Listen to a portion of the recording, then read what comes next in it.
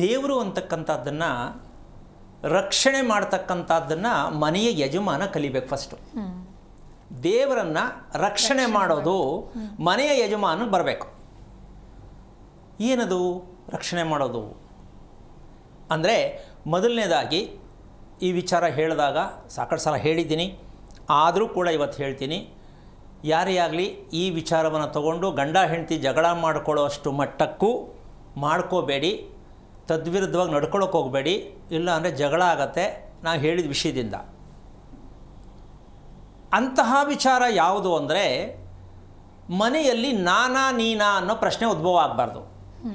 ಏನಮ್ಮ? ಹೌದು. ಇಲ್ಲ ನೀನು ಇಲ್ಲ ನಾನು, ಇಲ್ಲ ನೀನಿರಬೇಕು ಇಲ್ಲ ನಾನಿರಬೇಕು.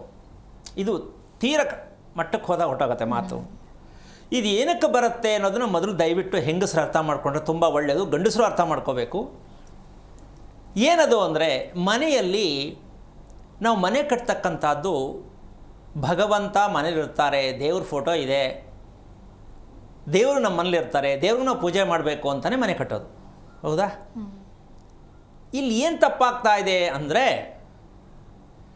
ದೊಡ್ಡದಾದ ಮನೆಯನ್ನು ಯಾರು ಕಟ್ಟಿರ್ತಾರೋ ಅವರು ಅಭಿವೃದ್ಧಿಯಾದ ಗಂಡಸರು ಆಗಲಿಕ್ಕಿಲ್ಲ. ಈ ದೊಡ್ಡದಾಗಿ ಮನೆ ಕಟ್ಟಕ್ಕೆ ಕಾರಣ ಯಾರು? ಮನೆ ಹೆಂಗಸರು. ಅಡುಗೆ ಮನೆ ದೊಡ್ಡದಾಗಿರಬೇಕು, ಹಾಲು ದೊಡ್ಡದಾಗಿರಬೇಕು ಅಂತ ಯಾರು ಕೇಳ್ತಾರೆ ಹೆಂಗಸರು, ತಲೆ ಮೇಲೆ ಕಲ್ಲು ಹಾಕ್ಕೊಂಡ್ರಿ ಅಂತ ನೀವೇ ಡಿಸೈಡ್ ಮಾಡ್ಕೊಳ್ಳಿ. ಗಂಡನ ತಲೆಯ ಮೇಲೆ ಕಲ್ಲನ್ನು ಹಾಕಿರುವವರು ನಾವೇ ಡಿಸೈಡ್. ಅಡುಗೆ ಮನೆ ದೊಡ್ಡದಿರಬೇಕು, ಚಿಕ್ಕದಾಗಲ್ಲ. ನಾನು ಸಾಕಾಗ್ಬಿಟ್ಟಿದ್ದೆ ಸಂಸಾರ ಮಾಡಿ ಮಾಡಿ. ದೊಡ್ಡ ಸೈಟ್ ತಗೋ, ದೊಡ್ಡದಾಗಿ ಮನೆ ಕಟ್ಟು, ದೊಡ್ಡದಾಗಿ ಅಡುಗೆ ಮನೆ ಮಾಡು, ಮುಗಿತಲ್ಲ ಮನೆ ಕತೆ, ನಮೋ ನಮ. ಇದಕ್ಕೆ ದೈವಿಕವಾದ ಶಕ್ತಿ ಇರೋದು ಚಿಕ್ಕ ಮನೆಗೆ ಮಾತ್ರ. ಯಾಕೆಂದ್ರೆ ನಮ್ಮ ದೊಡ್ಡ ಇಷ್ಟು ಚಿಕ್ಕ ಮುಖದಲ್ಲಿ ಚಿಕ್ಕದಾಗಿ ಕಣ್ಣಿಟ್ಟಿದ್ದಾರೆ ಅಲ್ವಮ್ಮ? ಪ್ರಪಂಚ ನೋಡ್ತಾ ಇದೀವಲ್ವಾ? ಏನು ಇಷ್ಟಪ್ಪ ಕಣ್ಣಿಟ್ಟವನ ದೇವರು? ಇಲ್ಲ. ಹಾಗೆ ನಾವು ಮನೆ ಕಟ್ಟಬೇಕಾದ್ರೆ ನಮ್ಮ ಕಣ್ಣು ಮೂಗು ಬಾಯಿ ಕಿವಿ ಲೆಕ್ಕ ಹಾಕ್ಕೊಂಡು ಮನೆ ಕಟ್ಟಬೇಕು. ನಮ್ದು ಹಂಗಲ್ಲ. ಒಂದು ಕಡೆ ಕಿವಿ ದೊಡ್ಡದು, ಇನ್ನೊಂದು ಕಡೆ ಚಿಕ್ಕದು, ಒಂದು ಕಣ್ಣು ದೊಡ್ಡದು, ಒಂದು ಕಣ್ಣು ಚಿಕ್ಕದು. ಯಾವುದು ಮನೆ ಕಟ್ಟೋದು?